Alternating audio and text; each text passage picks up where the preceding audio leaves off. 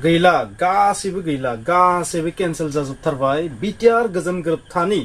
मोनसे एनेक्साराव नोंथांमोना नुदोंमोन माखासे इनस्टिट्यूशन लिरनानै लाबोनाय बै इनस्टिट्यूशनफोरखौथ' दासिम गायसननाय जायाखै बे बाथ्रायाबो रोखा मोनसे मोननै सोलिबाय थादों जानांगौ नाथाय माखासेया दासिम गायसन जायाखै बेखौ लानानैनो kamfa बरगयारि बिथाङा Kokrajhar Lok Sabha बियाबनिफ्राय BPF candidate MP candidate kamfa बरगयारि बिथाङा माखासे बाथ्रा बुंदों आरो जुदि बिथां बुंनाय बाथ्राया सैथोमारबा बेथ' BTR गोजोन गोरोबथानि मोनसे फेलेङानो होनजागोन नाथाय बिथांनि बुंनायाव बेसेबां सैथोदों आं बेखौ बुंनो थाङाखै नाथाय बेखौसो बुंनो थांदों पलिटिक्सआव माबे दुर्बल पइन्टखौ हमनांगौ बेखौ किन्तु बिथाङा रोंदों स' बिथाङा मा बुंदों बेखौथ' नोंथांमोना आङो बाङाय खोनासंनो नाजागोन नाथाय बिथाङा मा बुंदों बिथाङा बुंदों मा बरमायाव मोनसे इउनिभार्सिटि गायसननाय बाथ्रामोन बड'फा उपेन्द्रनाथ ब्रह्म सेन्ट्रेल इउनिभार्सिटि बेथ' दासिम गायसननाय जायाखै बेनि आधारशिलायानो स्टार्ट जायाखै स' बे फिउचाराव गायसन जागोन ना जाया मिथिया नाथाय बेखौ लानानै बिथाङा बुंदों बेबो केन्सेल जाबाय आरो बिथाङा बुंदों क'क्राझार दतमा माने थुलुंगाफुरियाव मोनसे सेन्टार अफ एक्सेलेन्स माने कालचारेल कमप्लेक्स ना कालचारेल सेन्टार माबा मोनसे गायसननो गोनांमोन बिबो केन्सेल जाबाय बेबायदि बुंदों बिथाङा बिथांनि बुंनायाव बेसेबां सैथोदों आं बेखौ बुंनो थाखाय नंखायबो जानो हागौ गोरोन्थिबो जानो हागौ नाथाय बिथाङा दुर्बल पइन्टखौ हमनो रोंदों धन्यबाद आरोबाव मोनसे बिथाङा बुंदों मोनसे एडिशनेल नवोदया स्कुल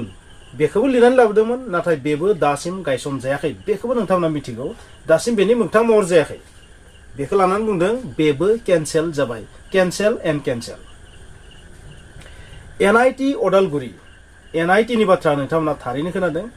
NIT आबो केन्सेल जाबाय NIT गायसननो गोनांमोन बेबो केन्सेल जाबाय NIT आबो केन्सेल जाबाय आरो स्पर्ट्स इउनिभार्सिटी मोनसे गायसननाय बाथ्रामोन बेबो केन्सेल जाबाय बे जाबाय kamfa बरगयारि बिथांनि बुंनाय आरोबाव दांतलाव रेलवे कोच ट्रेननि दाब्बा बानायनायनि मोनसे फेक्टरि बा इन्डास्ट्रि बेबायदि गायसननाय बाथ्रामोन नाथाय बेबो केन्सेल जाबाय आरो लोगोसे Indira Gandhi national open university माने IGNO ना बेखौबो केन्सेल जाबाय होननानै बुंदों जाय BTR गोजोन गोरोबथानि मोनसे एनेक्साराव लिरनानै लाबोदोंमोन बेबो केन्सेल जाबाय ट्राइबेल इउनिभार्सिटी गायसननाय बाथ्रामोन केन्सेल जाबाय स' केन्सेल एन्ड केन्सेल बै BTR गोजोन गोरोबथायाव जिखिनि इनस्टिट्यूशन बिनानै लाबोदों गासैबो केन्सेल जाबाय आरो IIT आबो केन्सेल जाबाय निश्चय बा बायदिसिना बेबायदि जि बिनानै लाबोदों गासैबो केन्सेल जाजोब्बाय बेबायदि बिथाङा पलिटिकल एटाक खालामदों बिथांनि बे पलिटिकल एटाकआव बेसेबां सैथोदों बेखौथ' जों बुंनो हाया बेखौ जों प्रुभ होनो हाया बबेखानि दिपेन बर' बिथाङा एबसुनि गाहाय आफादगिरि बिथाङा मोनसे बाथ्रा बुंदों जे बेफोर गासैबो गोरोन्थि नंखाय नाथाय बे बाथ्रायाबो नंगौ बैफोर इनस्टिट्यूशननि जेबो मोगथां महर दिनैसिम जायाखै बिनिखायनो बे मोनसे उइक पइन्ट BTR गोजोन गोरोबथानि बे मोनसे दुर्बल पइन्ट आरो बे दुर्बल पइन्टखौ रावबो हमनो रोङाखैमोन बिथाङा हमखांदों आरो बेखौनो बिथाङा बुंदों केन्सेल जादों जायाखै बिथाङाबो जेबो प्रुफ होनो हाया जेबो प्रुफ गैया बेवहाय बिथांनि बुंनायाव जेबो सैथोथि दं होननाबो जों बुंजोबनो हाया आरो बे बाथ्रायाबो नंगौ जे बेवहाय केन्सेल जानायनिथ' बाथ्रा थाया आंनि आइडियाव नाथाय बै खामानिखौ सरकारा मावनायखौ लेम खालामनो हागौ एबा मावाबो जानो हागौ नाथाय बेथ' गोरोबथायाव थागोन बै गोरोबथा हिसाबै जोबोर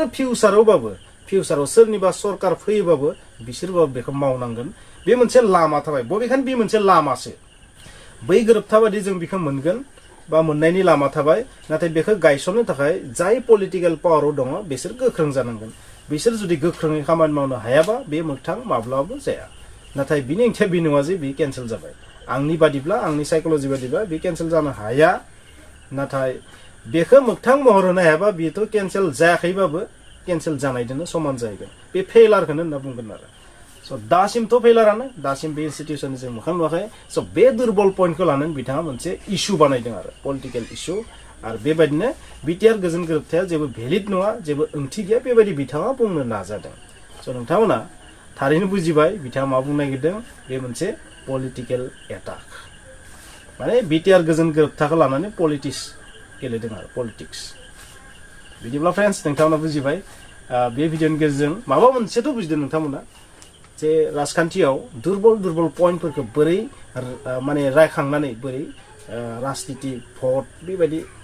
बुंनो गोनां जेबो गैया स' बेखिनियानो केनसेल जाजोब्बाय बिथांमोनहा जे एनेक्साराव लिरना लाबोदोंमोन बरमायाव central university Upendranath Brahma central university additional Navodaya school आरो थुलुंगाफुरि दतमायाव सेन्टार फर एक्सेलेन्स मोनसे कालचारेल सेन्टार बानायनो नागिरनाय बेबो केनसेल गांथलाव जि रेलवे कच फेक्टरि जाबाय होननाया बेबो केनसेल NIT national institute of technology Udalguri बेबो केनसेल स्पर्ट्स इउनिभारसिटि उदालगुरि बेबो केनसेल नोंनि Indira Gandhi open tribal university at Udalguri होननायाबो बेबो केनसेल मा दंबावो बेसेबां केनसेल जाबाय नवोदयाबो केनसेल जाबाय नोंनि बड'फा माबायाव खालामनो नागिरनायाबो केनसेल जाबाय NIT आबो केनसेल जाबाय ट्राइबेल इउनिभारसिटियाबो केनसेल जाबाय स्पर्ट्स इउनिभारसिटि होननायाबो केनसेल जाबाय